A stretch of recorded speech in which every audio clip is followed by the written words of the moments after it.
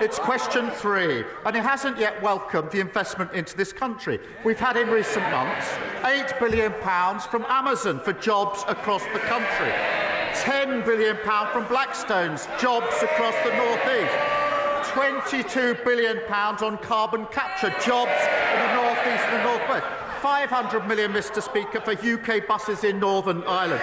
While we're investing in our economy, what are they doing? They're arguing about whether to scrap maternity pay.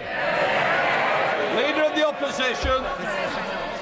Mr Speaker, I'm very happy to welcome investments that this government negotiated, but when it comes to his answer on tax, Mr Speaker, businesses across the country would have found his answer just about as reassuring as Sue Gray did when he promised to protect her job, Mr Speaker. So let me turn. It's no wonder confidence is plummeting on his watch, which he didn't mention. But turning to another commitment, before the election, his Chancellor said changing the debt target in the fiscal rules would be tantamount to fiddling the figures.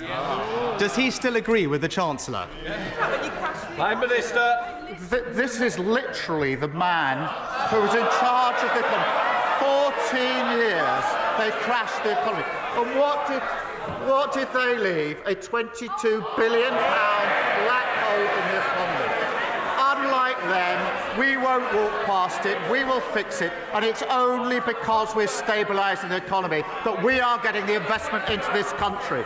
But I still notice he hasn't really talked about that investment. We're powering ahead with clean British energy. We're changing the rules to build 1.5 million homes and returning railways to public ownership. And they've got nothing to say about any of this. Mr Speaker, on debt, we left them the second lowest debt in the G7, Mr Speaker. And as the Institute of Fiscal Studies have said... Order. I will hear the Leader of the Opposition.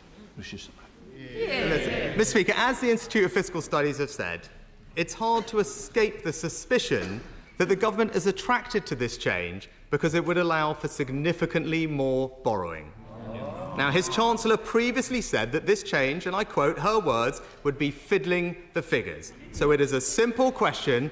Does he still agree with the Chancellor? Prime Minister. I see it's back to his old script. They've never had it so good. That didn't work so well at the election parliament. Might be time to change that. I'm not going to get drawn on issues for the budget, just as he wouldn't when he was standing at this dispatch box. But meanwhile, we're investing, we're building the NHS fit for the future, back on its feet, better opportunities for young people and protections at work. After 14 years of Tory failure, we're giving the country its future back. And that's the difference that Labour delivers.